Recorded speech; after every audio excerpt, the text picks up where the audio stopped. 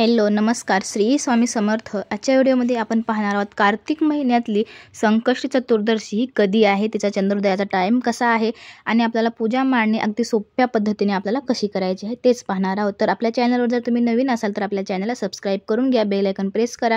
ही चतुर्दशी राहणार आहे शनिवार 8 नोव्हेंबर 2025 रोजी आपल्याला ही संकष्टी चतुर्थी साजरी करायची आहे। म्हणजेच कार्तिक महिन्यातली संकष्टी चतुर्थी आपल्याला 8 नोव्हेंबर 2025 रोजी आपल्याला साजरी करायची आहे। तर ही कार्तिक महिन्यातली संकष्टी चतुर्थी आहे म्हणून आपण ह्या चतुर्थीला आपण गणाधिप संकष्टी चतुर्थी आपण असे म्हणत असतो। आणि या चंद्रोदयाचा टाइम आहे 8:41 आपल्याला आपला उपवास सोडायचा आहे। म्हणजे चंद्रोदयाला पाहून आपल्याला 8:41 आपल्याला उपवास सोडायचा असतो।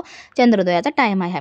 या दिवशी आपल्याला गणपती बाप्पाची पूजा करायची असते आणि चंद्राची आपल्याला पूजा करायची असते, कारण या दिवशी आपण संकष्टी चतुर्दशी आपण साजरी केल्याने आपल्या घरातली सुख शांती आणि समृद्धी आपल्या घरात नांदत असते। आपल्या जीवनातली अनेक अडचणी असतात, गणपती बाप्पा हे विघ्नहर्ता असल्यामुळे ते आपल्या अडचणी दूर करत असतात, म्हणून आपल्याला संकष्टी चतुर्दशी आपल्याला साजरी करायची असते।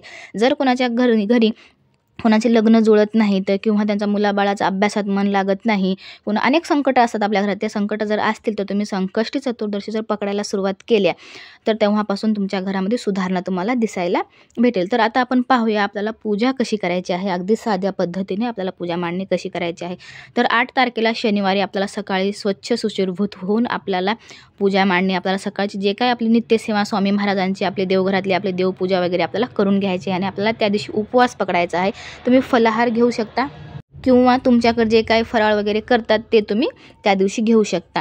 दिवसभर आपल्याला छान असा गणपतीचं नामस्मरण आपल्याला करायचं आहे, छान आपल्याला पूजापाठ वगैरे करायची आहे आपली सकाळची मॉर्निंगची, आणि सायंकाळी आपल्याला गणपती संकष्टी चतुर्दशी आपल्याला पूजा मांडणी करायची असते। संध्याकाळचा स्वयंपाक करून घ्यायचा, सगळी कामं आपल्याला आवरून घ्यायची, निवांत आपल्याला पूजा करायची आहे। आपल्या देवघरातली आपल्याला गणपती बाप्पाची जर तुमच्याकडे मूर्ती असेल तर तुम्ही मूर्ती घ्या, किंवा सुपारी रूपामध्ये जर तुम्ही पाठावर एका चौरंगावर लाल वस्त्रावर तुम्हाला तिथे घ्यायची आहे। एका प्लेटमध्ये आपल्याला गणपती बाप्पाची सुपारी किंवा मूर्ती घेऊन आपल्याला त्यांना छान असं पंचामृताने आणि आपल्याला पाण्याने त्यांना स्नान घालायचं आहे, त्यांचा अभिषेक करून घ्यायचा आहे। आणि जर तुमच्याकडे दुर्वा जास्त तुम्हाला भेटले, फुलं जास्त भेटले तर तुम्ही फुलाने दुर्वाने जरी त्यांना अभिषेक घातला तर खूप चांगला असा तुम्हाला फरक जाणवेल। आणि त्या दिवशी तुम्हाला छान असा गणपती बाप्पाला दुर्वा आणि जास्वंदीचे फुलं खूप आवडतात, म्हणून आवर्जून तुम्ही जास्वंदीचे फुलं आणि दुर्वा घेऊन या।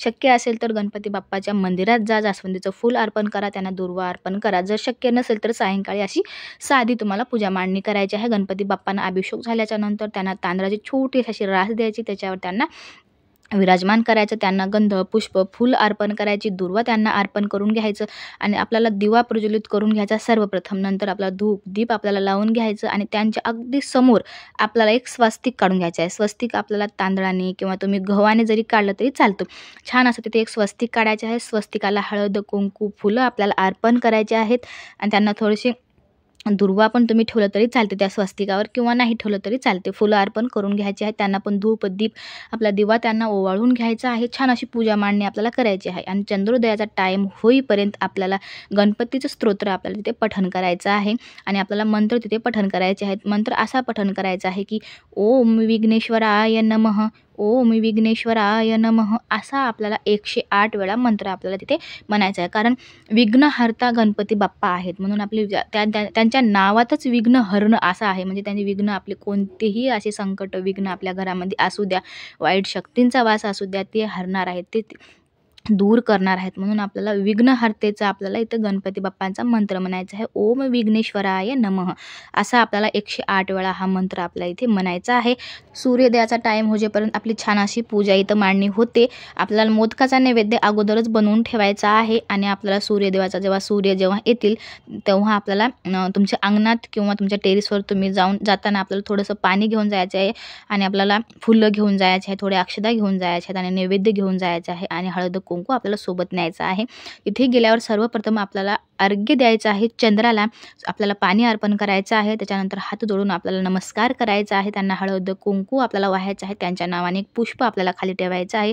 तिथे एक दिवा प्रज्वलित करून ठेवायचा आहे, त्या दिव्याच्या शेजारी आपल्याला एक पुष्प ठेवायचं आहे त्यांच्या नावाने, कारण असं फेकाफेकी करायची नाही, वरती काय जाणार नाही, त्या चंद्रापर्यंत काय जाणार नाही आपलं फूल अक्षता वगैरे। मग आपल्याला त्या दिव्यापाशीच आपल्याला एक फूल ठेवायचं आहे, अक्षता तिथेच अर्पण करायचे आहेत, हळद कुंकू आपल्या दिव्यापाशीच आपल्याला लावायचं आहे। उगाच तुम्ही चंद्र वरी आहे म्हणून असं बोटाने असं कुंकू, हळद कुंकू असं फेकू नका. तिथंच एका जागेवर आपला छोटंसं आपल्या चंद्राच्या नावाने तिथं आपल्याला पूजा करायची आहे. तिथेच आपल्याला थोडंसं 2 तुम्ही मोदक घेऊन जा आणि ते मोदकाचा नैवेद्य तिथं आपल्याला अर्पण करा. त्यांची पूजा करून त्यांना हात जोडून नमस्कार करून स्वतः भोवती एक फेरी घेऊन तुम्ही खाली या आणि तुमच्या घरी येऊन मध्ये गणपती बाप्पाची आरती करा. पूजा झालेली असते, मंत्रसूत्र झालेले असतात, आपल्याला फक्त आरतीच करायची असते. मग आपण इथं आरती करून घ्यायची, नैवेद्य त्यांना अर्पण करायचा आणि नैवेद्य अर्पण करताना छोटं आपल्या बोटाने पाण्याने थोडासा असा चौकून काढून घ्यायचा आणि त्याच्यामध्ये आपल्याला नैवेद्य ठेवायचं आहे. थोडंसं पाणी ठेवायचं आहे नैवेद्याच्या शेजारी आणि ते नैवेद्य तसाच ठेवायचा आहे थोडा वेळ आणि तो आपल्याला प्रसाद वाटप करून घ्यायचा आहे आपल्या घरातल्या सदस्यांना सगळ्यांना आणि आपल्याला उपवास सोडायचा आहे. आणि उपवास सोडता असताना गणपती बसला जे आपण नैवेद्य ठेवलेलं आहे ते का रात्रभर तसाच ठेवायचं नाही, थोडा वेळ ठेवायचा आहे. कारण देवता हे वासाचेच भुकेले असतात. ते देवता काय आपले प्रसाद वगैरे ग्रहण करत नाहीत, फक्त त्यांना असं आपल्या हाताने असं थोडासा असा त्या प्रसादावर असा हात फिरवायचा, त्यांच्याकडे वास द्यायचा आपल्या प्रसादाचा आणि तिथंच थोडा वेळ प्रसाद ठेवून द्यायचा आणि आपलं ताट वगैरे उपवास सोडायला घ्यायचं. आणि तुमच्या सदस्यांना तुम्ही जेवण करत असाल संध्याकाळी तुमच्यासोबत सगळे मिळून, तर तो आपल्या जे काय गणपतीपाशी नैवेद्य ठेवला आहे तुम्ही उपवास सोडताना ते नैवेद्य घेऊ शकता किंवा घरातल्या एखाद्या सदस्यांना जरी दिलं, तुमच्या मुलाबाळांना जरी दिलं तरी ते ग्रहण करतात. अशा प्रकारे आपल्याला साध्या सोप्या पद्धतीने आपल्याला संकष्टी चतुर्थी म्हणजेच कार्तिक महिन्यातली संकष्टी चतुर्थी आपल्याला साजरी करायची आहे. आणि आपल्याला या दिवशी आपल्या व्यवहारामध्ये आपली प्रगती व्हावी, आपल्या घरामध्ये सुख शांती, आपली पैशाची अडचण आपल्या घरामध्ये नसावी म्हणून आपल्याला गणपती बाप्पासाठी आपल्याला एक संकष्टी चतुर्थी दिवशी आपल्याला एक उपाय करायचा असतो.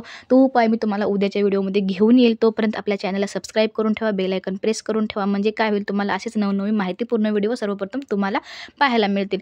आणि हो, आता इथेच व्हिडिओचा मी शेवट घेते आणि आजची माहिती तुम्हाला आवडली तर मला नक्कीच सांगा, कमेंट करा, लाईक करा आणि हो पुन्हा भेटूया अशाच एका छान व्हिडिओसोबत. तोपर्यंत तुम्हाला सगळ्यांना श्री स्वामी समर्थ.